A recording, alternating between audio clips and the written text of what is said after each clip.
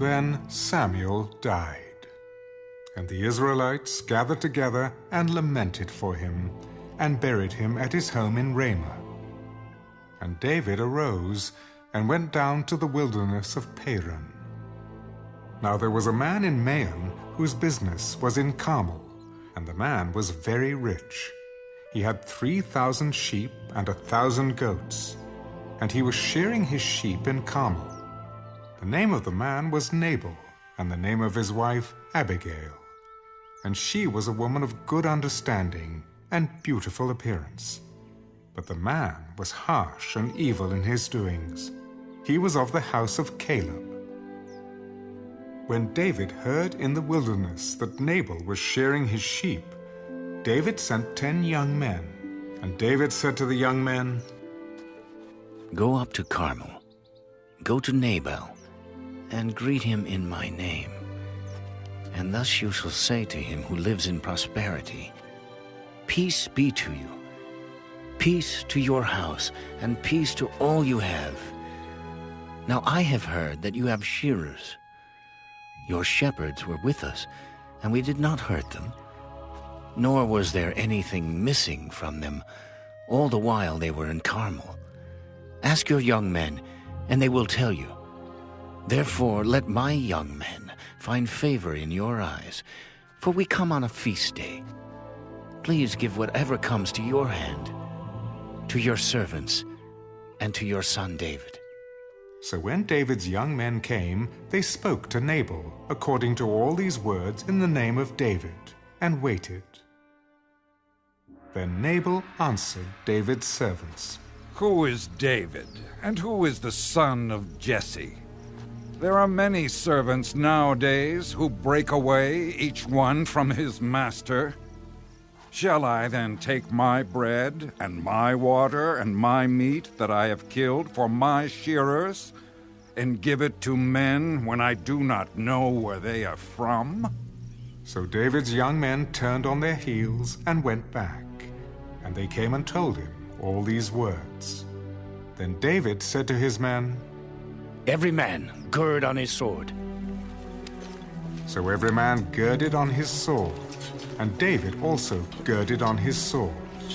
And about 400 men went with David, and 200 stayed with the supplies. Now one of the young men told Abigail, Nabal's wife, "Look, David sent messengers from the wilderness to greet our master, and he reviled them. But the men were very good to us, and we were not hurt, nor did we miss anything as long as we accompanied them when we were in the fields. They were a wall to us, both by night and day, all the time we were with them keeping the sheep. Now, therefore, know and consider what you will do. For harm is determined against our master and against all his household, for he is such a scoundrel that one cannot speak to him."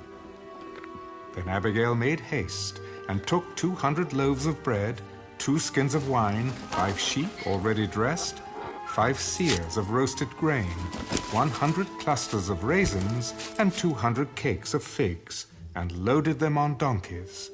And she said to her servants, "Go on before me. See, I am coming after you." But she did not tell her husband Nabal. So it was, as she rode on the donkey, that she went down under cover of the hill. And there were David and his men coming down toward her, and she met them. Now David had said, "Surely in vain I have protected all that this fellow has in the wilderness, so that nothing was missed of all that belongs to him. And he has repaid me evil for good. May God do so, and more also, to the enemies of David, if I leave one male of all who belong to him by morning light." Now when Abigail saw David, she dismounted quickly from the donkey, fell on her face before David, and bowed down to the ground. So she fell at his feet and said, "On me, my lord, on me let this iniquity be. And please, let your maidservant speak in your ears, and hear the words of your maidservant. Please, let not my lord regard this scoundrel Nabal, For as his name is, so is he. Nabal is his name, and folly is with him. But I, your maidservant, did not see the young men of my lord whom you sent.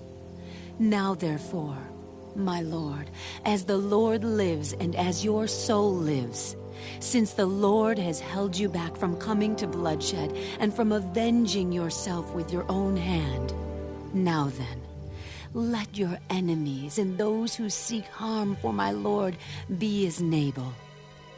And now this present which your maidservant has brought to my lord, let it be given to the young men who follow my lord. Please forgive the trespass of your maidservant, for the Lord will certainly make for my lord an enduring house, because my lord fights the battles of the Lord, and evil is not found in you throughout your days. Yet a man has risen to pursue you and seek your life. But the life of my lord shall be bound in the bundle of the living with the Lord your God, and the lives of your enemies he shall sling out as from the pocket of a sling. And it shall come to pass, when the Lord has done for my lord according to all the good that he has spoken concerning you, and has appointed you ruler over Israel, that this will be no grief to you, nor offense of heart to my lord, either that you have shed blood without cause, or that my lord has avenged himself. But when the Lord has dealt well with my lord, then remember your maidservant. Blessed is the Lord God of Israel, who sent you this day to meet me. And blessed is your advice, and blessed are you, because you have kept me this day from coming to bloodshed, and from avenging myself with my own hand.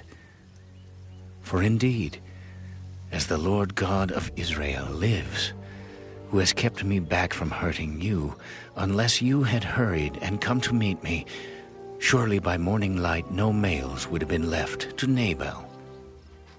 So David received from her hand what she had brought him, and said to her, Go up in peace to your house. See, I have heeded your voice and respected your person.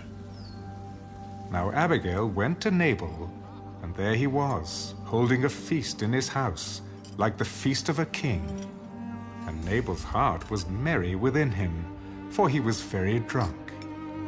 Therefore she told him nothing, little or much, until morning light. So it was in the morning, when the wine had gone from Nabal, and his wife had told him these things, that his heart died within him, and he became like a stone. Then it happened, after about 10 days, that the Lord struck Nabal, and he died. So when David heard that Nabal was dead, he said, Blessed be the Lord, who has pleaded the cause of my reproach from the hand of Nabal, and has kept his servant from evil. For the Lord has returned the wickedness of Nabal on his own head. And David sent and proposed to Abigail to take her as his wife. When the servants of David had come to Abigail at Carmel, they spoke to her. David sent us to you, to ask you to become his wife. Then she arose, bowed her face to the earth. Here is your maidservant, a servant to wash the feet of the servants of my lord.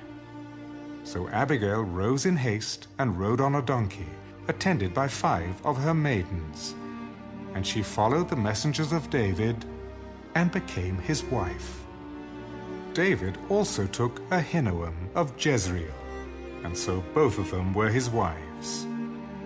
But Saul had given Michal, his daughter, David's wife, to Paltai, the son of Laish, who was from Galim.